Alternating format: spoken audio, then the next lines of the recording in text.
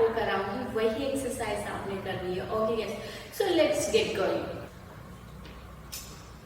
Same guys, core angles रहेगा आपका and tricep position. आपको मेरा ट्राइसेप दिखाई दे रहा होगा guys. One of the best exercise guys मैं आपको बता रही हूँ, जो इजी से easy person and heaviest person कोई भी कर सकते, मोर एंटरटेन हो गए।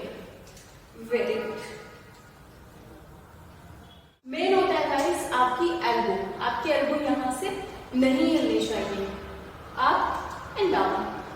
आइदर आप बाइसेप कर down and up and also 1 2 2 3 4 5 6